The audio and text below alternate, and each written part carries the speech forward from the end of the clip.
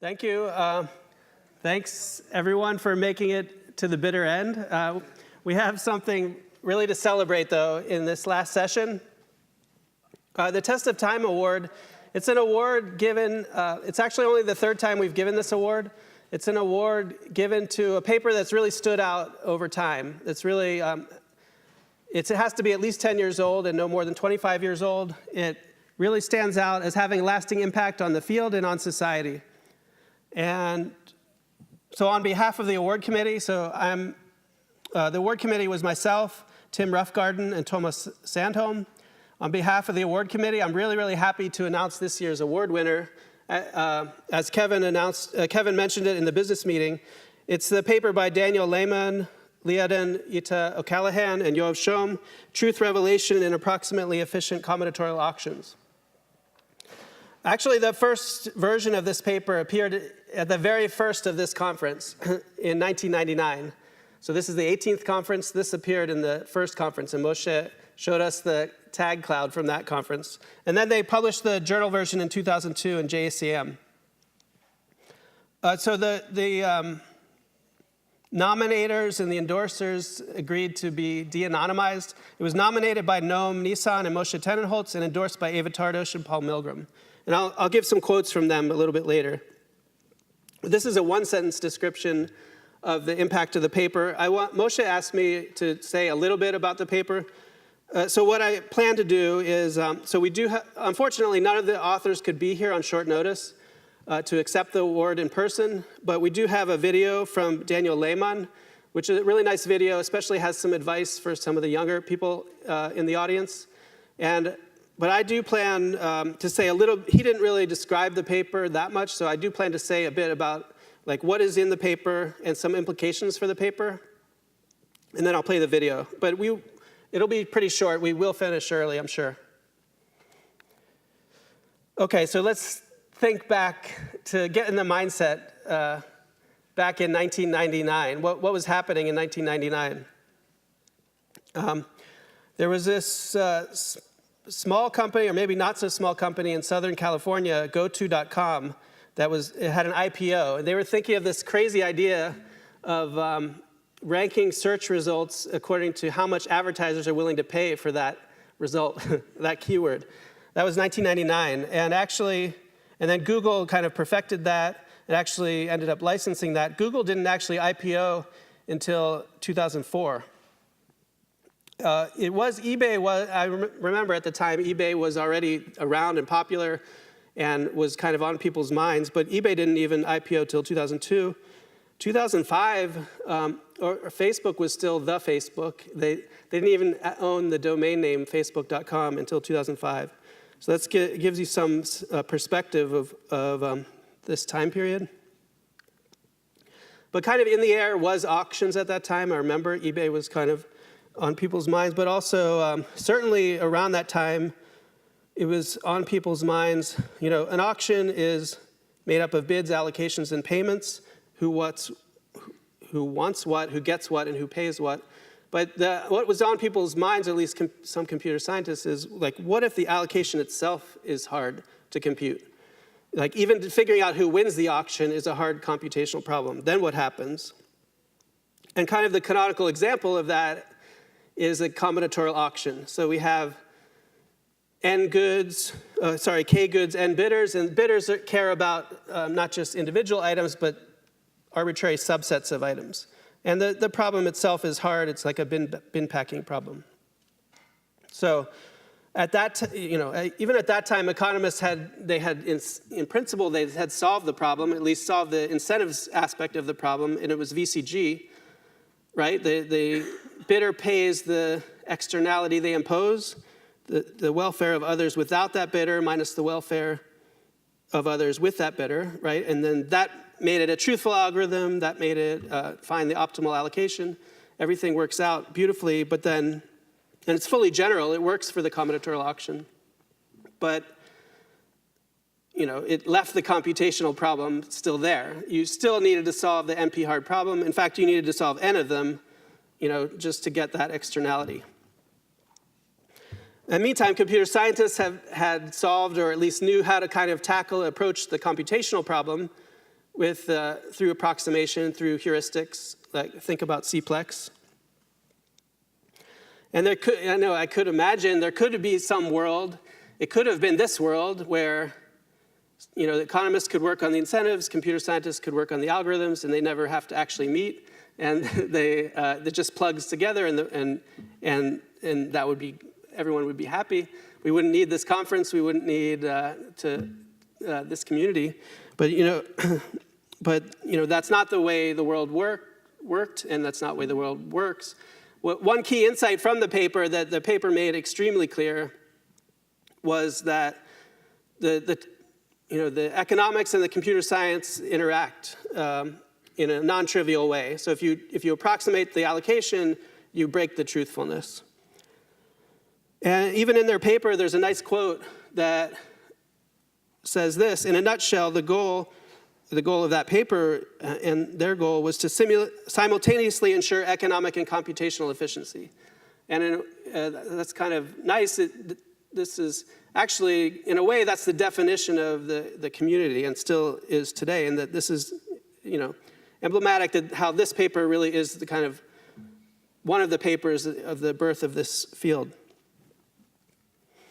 So this is the way the world really works, and that's why we have this conference, that's why we have this community, where we need economics literate computer scientists, we need CS literate economists to solve this problem, because they interrelate quite intricately.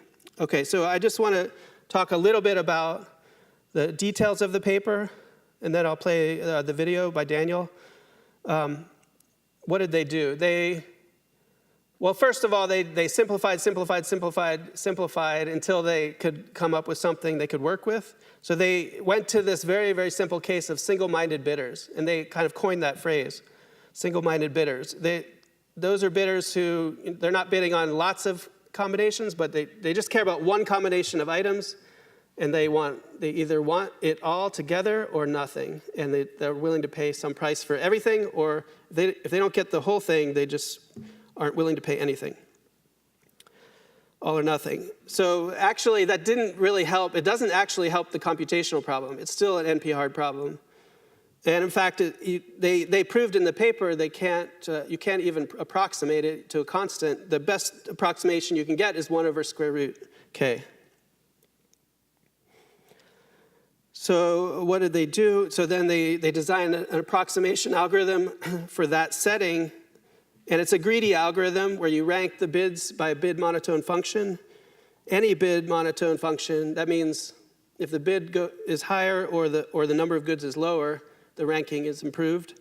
So these are just two very natural bid monotone functions: average amount per good, or they did more generally the amount divided by the number of goods to some power. And it turns out that power half, or a square root of number of goods, that's exactly what they needed for the optimal approximation. So they proved that 1 over square root k is the best you can do. They also showed how you can get it using this ranking function. But that wasn't good enough, because once you have the greedy allocation, but you pair it with the VCG payments, the mechanism breaks, or it's no longer truthful. So kind of one of the nicest parts of the paper, they went on to characterize these very, very concise, clear 4 conditions under which if your mechanism has all 4 of those conditions, then the mechanism is truthful.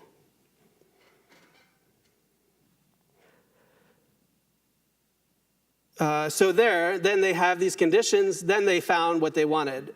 And this is the main positive result in the paper. They found the payment scheme to pair with the allocation scheme. So the payment scheme is this. They pay, the bidder who wins, someone who wins a bundle pays, doesn't pay what they bid, but it pays the average amount per good that the first person they displace offered. So whoever was at the top of the list that got kicked out because this bidder won, they pay that amount average per good times the number of goods that they that were in their bundle. And they proved that rescues the situation. So finally, now they have the truthful mechanism, greedy allocation, greedy payment scheme. And then they have an impossibility result of a type, which says, if you go beyond single-minded, you have more complex bidders. Not only do they not know the payment scheme, but it may not even exist. So the paper definitely has had a huge impact. I mean, through metrics like this, over 800 citations, even just the phrase single-minded bidders, that was the first time that phrase had been used. They coined it, and now is written about over 400 times. The single-minded bidder is very related to one-parameter agent, which came very soon after Archer and Tardosh, and that's kind of a generalization of single-minded bidders. And these are just some of the other papers around that time, late 90s, early 2000. So if you're going to go back and read LOS, which I highly recommend, you might want to take a look at some of these other papers that are related on kind of a similar topic that really were like the beginning of thinking about truthful approximate mechanism design. So here's some quotes from the Nominators. The paper has been an inspiration, first in the classroom and sort of academically. This is from the Nominators, Noam Nissan and Moshe Tenenholtz, beautifully written with much emphasis on conceptual ideas. One of the very few papers from the early days that is still routinely taught in introductory courses. An inspiration for the field for years to come, that's Eva Tardosh. She also said, due to the importance of the problem, considered elegance of the solution and wide applicability of the solution technique. It's incorporated in almost every introductory course. And finally, Tim, he was on the award committee with me, he says this: LOS, along with Nissan Ronin, really set the table for the entire field of algorithmic mechanism design to flourish. If I were to teach just one result on AMD in a course, almost surely it would be LOS. I'll just say I reread it a couple days ago. It really is extremely well written. It doesn't assume a lot of economics or a lot of computer science. It really just tells you the basics. I highly encourage you to take a look. Another nice thing I really like, they have running examples throughout the whole paper. I really encourage that style. It really kind of helps show exactly what they're doing throughout the paper. But it was not just inspiration in the classroom, but also in practice. So I mentioned Paul Milgram was one of the Nominators. He said he was the economist leading the most recent FCC auctions, and Kevin Leighton Brown also was involved in that. I think Kevin had to leave just a minute ago. But Paul Milgram said that the LOS paper, I mean, it's not, obviously LOS is a stylized example, but it really was an inspiration for this very practical auction that raised billions of dollars for the federal government. He said it was very influential in his team's thinking. It's kind of similar. It's a case where the allocation algorithm is a very, very complex optimization problem. So they ran these simulations where Cplex couldn't really touch it, or Gurobi. They had to use an approximation or some kind of heuristic. They could never solve it exactly. So it is the exact setting, although some things were different. Obviously, it's not a single-minded bidder setting, but he said there's some parts of it that resembled single-minded bidders, and they did end up using a greedy type algorithm. So he said both the similarities and differences were important, but what is undeniable is that his team's analysis was deeply rooted in the earlier LOS analysis. So I'll just end on kind of a little bit more high level. So it's not just algorithms where this intricate connection happens, but as has become extremely obvious that a lot of mechanisms in the inner loop now think about the Google ad system, think about Uber, think about other marketplaces. At the center of it is a very sophisticated machine learning algorithm. Like in the ad case, they don't even really know what the bid is. They have to predict the bid based on the probability of click. So there's a learning problem just to figure out what the bid is. And you have to have explore-exploit trade-off. And again, this is not the world we live in, where the machine learning folks can just give us a black box algorithm and we can use it. The learning messes with the incentives, and you really have to analyze them together. So it's a pattern, and I think it's not unique to the setting. And the LOS paper made this clear and was the birth of a field. And it's one of the reasons why I'm really bullish about this field, because as the economy, more and more the economy, the future of the economy is the digital economy, is the online economy, with optimization algorithms and machine learning algorithms kind of baked into it, that I'm really bullish on the people in this room and in this community at this conference and in our field to be a part of that. And this paper, the LOS paper, really started it off. So it's great to be able to look back on that and give that paper this award. So that's all I wanted to say about the paper. I think at this time I'm going to play the video by Daniel Lehmann. Also, if anyone else wants to say something about the paper, I welcome that as well.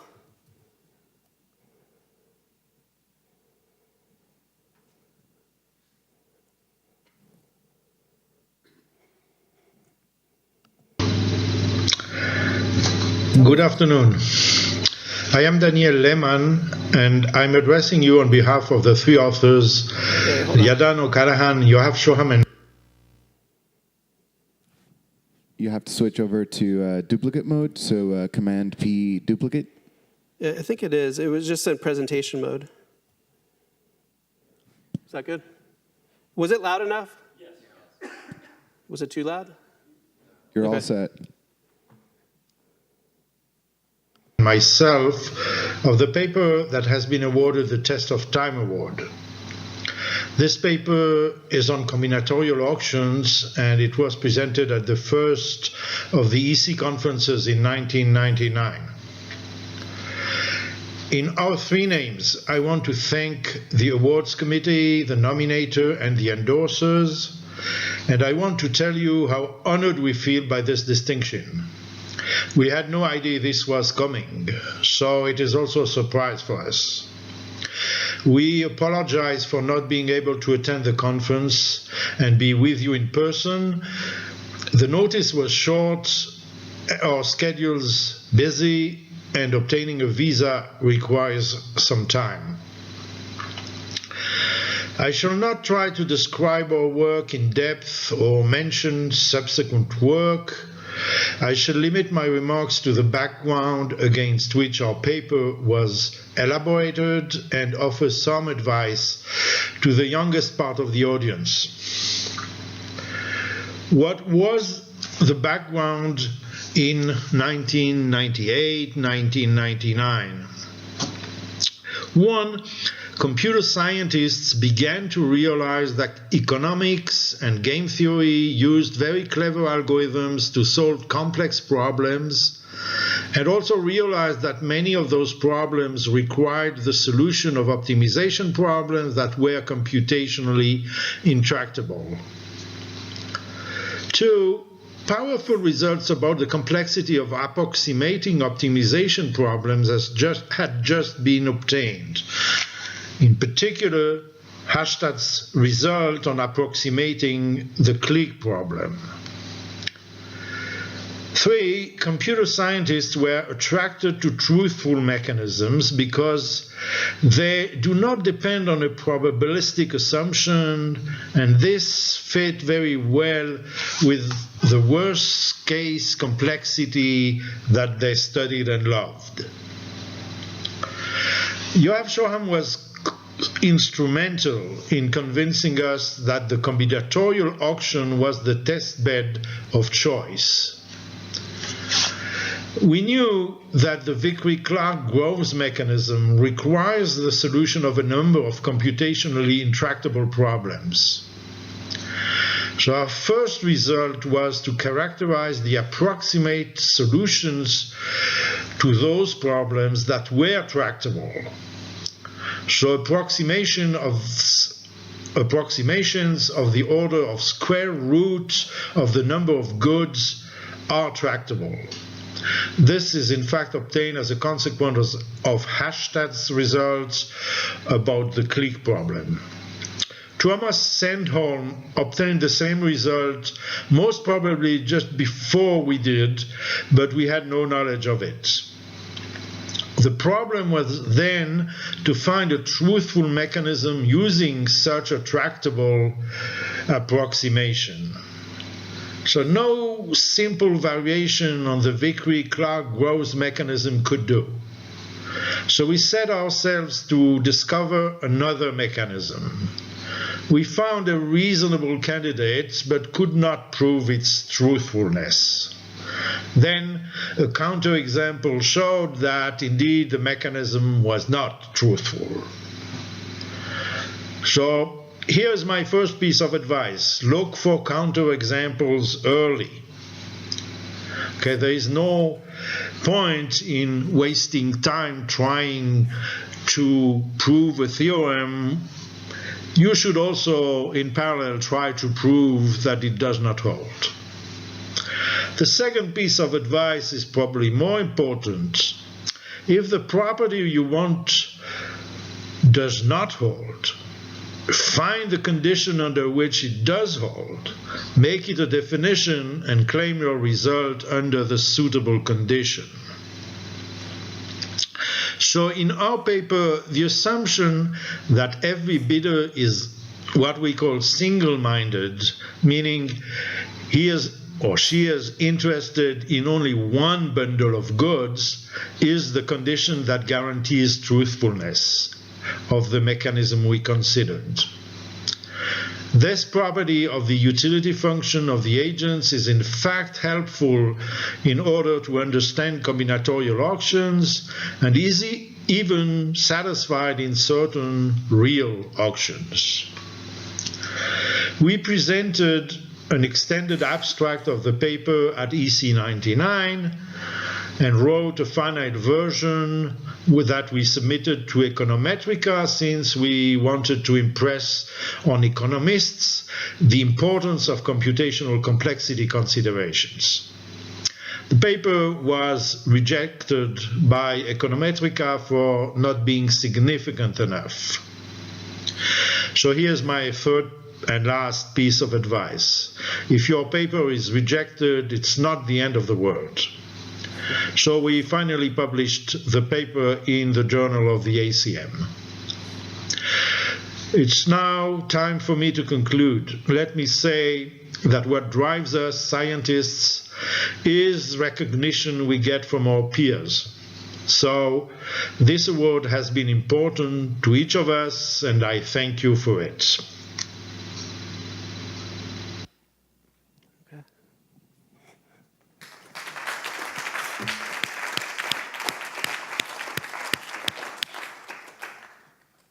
Okay, if there are no other comments, we will end early. I want to thank Moshe and Hervé for putting together an amazing program for the conference. Kostas was general chair. We went through a lot of the thank yous at the business meeting, but it was a really, really great conference.